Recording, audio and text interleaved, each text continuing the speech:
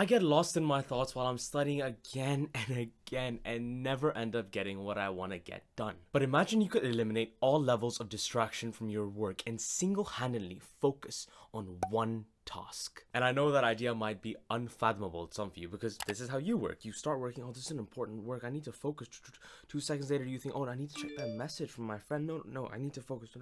And then you have an email pop up, you're like, oh, let me swipe and quickly see. Oh, no. You're trying, you keep bringing your focus back. It's like you're forcing a heavyweight battle to get your focus back to your work. And then you were like, oh, I'm hungry, oh, I'm sleepy, oh, I need to make food, and then I can't eat my food without watching something. Oh, well, there we are, 5 hours have gone and I've wasted the entire day. And so on. All you do is cook up new excuses to not do the work, to do anything but the work, because your mind knows it has so many other options that are so much more entertaining than the actual hard work that you need to get done. And the worst part is I completely get it. This was me legit last week. I had hundreds of questions to do, so many topics, and 6 hours of sitting down somewhere trying to work. I only got 12 questions done. Why? Because I posted a video on stress that I was really excited about it, honestly, and it flopped. So that entire day after I posted, my mood was ruined because I kept thinking while I'm working, my mind kept taking me to, oh, maybe I should change the title, maybe I need to remake the thumbnail, oh, why isn't this working, do I need to push for it more, ugh, what did I mess up? And again, even though reflection is important, it was this back and forth while I was actually trying to study. My mind was dragging me away and making me think about why the video didn't work. That is what caused me to be unproductive that entire day. It was like that instant gratification monkey in my mind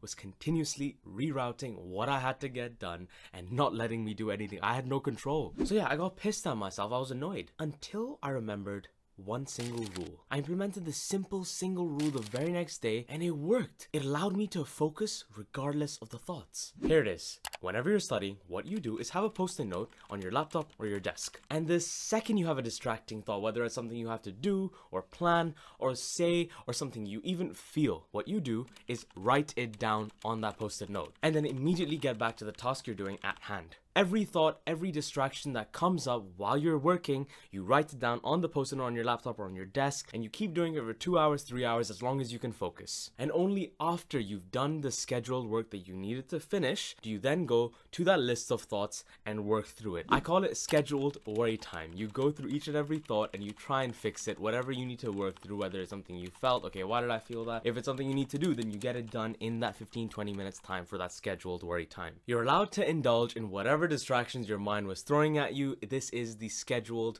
worry time. That day when I was studying, when I had so much work to do, all I was doing is I was thinking about, oh, I need to change this title, check on the comments, message my editor, write to the sponsor. All of this stuff that was happening that I just had to take care of right now. And again, I was leaving the questions I had to do, giving into these thoughts, derailing all the studying that needed to get done. Instead, the very next day, what I did was have this post-it note while I was working and write every single thought I was having for those few hours on it. And what happens is that this tells that instant gratification monkey in your mind to relax. I'm not focusing on these thoughts right now. Whatever you're throwing me is just gonna go on that list. I'm compartmentalizing that for later. And what happens is eventually these thoughts stop even happening because you're in the flow state, you're working, and this doesn't pop in your mind anymore. It's such a simple and easy to do technique, and it really works so well that I was like, okay, let me just tell my brother. I told him, he even tested it for 3 to 4 hours. It worked so well for him, it worked for my friends, so trust me, it is verified now. But to sit down and work for the amount of hours that us students actually need to is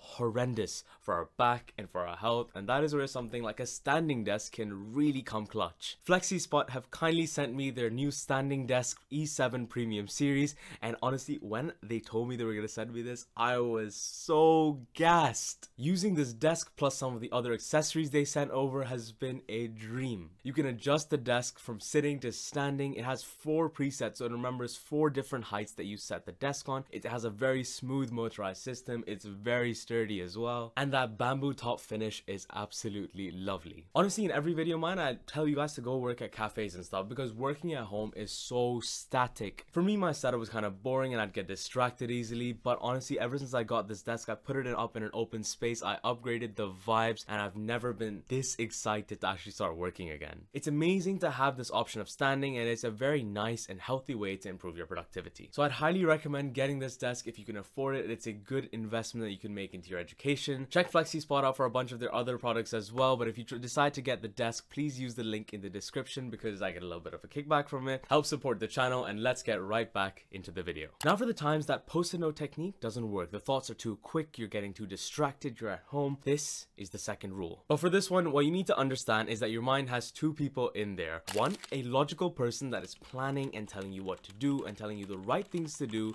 in that moment. And second, it also has this procrastinating monkey called Gup that wants to do everything but be bored. It just wants easy and fun. And so when you first sit down, the logical person comes in and goes like, all right, this is what you have to do. This work, that work, this work. Let's get started. And then as soon as you start, the procrastination monkey jumps in saying, sorry, Gup is here, la la la, we are gonna have fun. Let's check YouTube, video games, social media, everything. And if you do resist all the dopamine stuff that the monkey is throwing at you, if you know that you need to focus, then it'll go like, fine. But work is boring and hard, so let's still be productive and answer some emails. Oh, then we need to clean the house and cook food. Oh, that Stephen Bartlett podcast looks interesting. Let's have a look. That Andrew Tate reel, motivational. And one by one, Gup keeps throwing these like sly things your way, trying to distract you in every way that it possibly can before you know your day is gone. It's the evening, you've not done any work, and you're like, all right, fine, whatever, I'll just start early in the morning tomorrow. And that is the big realization. If you realize what your mind is doing, then you can take over it, then you can calm it down, because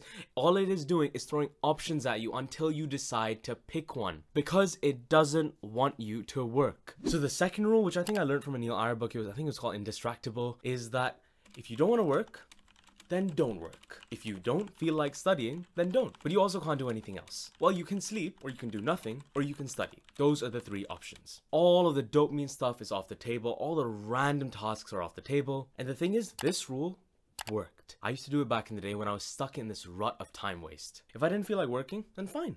You can either sleep if you're tired, or we do nothing. You either stay seated on your desk, close the book, open the book, doesn't matter. Oh wait, hold on. You can stand now because standing desk. With this rule, you are literally staring into that monkey's eyes in your head and going like, I'm not doing anything until we work. I don't care how long I need to sit here, I am doing nothing. And what will happen is you will only be able to stare at that book for so long, sit there and do nothing for so long before even your monkey mind Gup wants to start studying. When you do this, you will literally see how much your mind is twisting and turning, throwing thoughts at you to get you to do anything but the work. But you have to be the one who takes over. You have to be the one who realizes that this is all bull, all these thoughts that is throwing at you. Everything is just doing all of this, giving you all these options because it only wants what is easy. But difficulty is the answer. Being bored is the answer. Stress is the answer, because that is what you need to be successful. If you tell your mind that we are not doing anything until we start work, I don't care if it takes the entire day, I don't care if we waste so much time, whatever, then eventually you will start to work, because what the hell better option does it have? Now the whole we work or do nothing rule is pretty intense to follow, it's quite difficult, but it is required for the people that are on that level of time waste, which I'm assuming a lot of you are. But in the case of the people that can still get work done, but sometimes have temptations and thought that are really strong that just push through, oh I need to check that message, oh I need to send that email, check that thing, call my friend. With the first rule, the post-it, we're scheduling all of these thoughts for later, everything is going on our post-it note and is being completely ignored and we're going back to the task. But sometimes a thought or two can push through and the temptation can be too strong.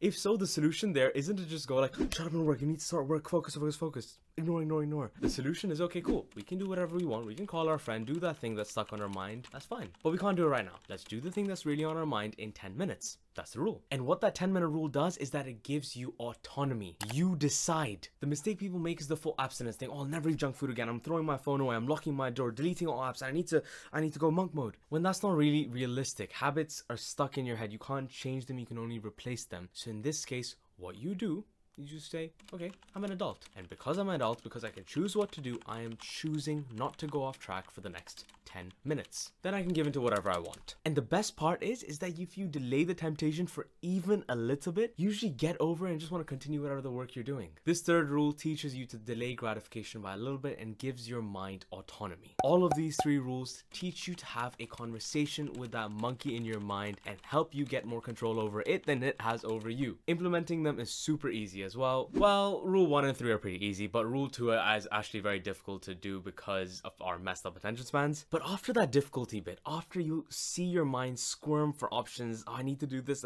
grab at thoughts, grab at things to do, try to distract you, after that difficulty bit, it's all extremely freeing. Because you actually learn not just to tackle and eliminate these distractions, but you just learn to face them and ease yourself into a focused flow state rather than forcing yourself to do it. Anyways, please support the channel. Check the E7 adjustable standing desk out by FlexiSpot. It is a really good investment into your education, especially if you can afford it. If you are planning to buy it, please use my specific link in the description. I'll put it somewhere in the video as well. I'll get a little bit of a kickback. But anyways, I really hope the perspectives I'm giving you about focus and productivity, I know they're very common topics on YouTube, but I hope the perspective I'm giving you is more specific, more unique, and more helpful to us students, because it comes from experience. It actually comes from me screwing up over the years, learning, even now since last week, learning new things. Anyways, please leave a like, spam the comments, help me out with the algorithm, and I will see you in the next one.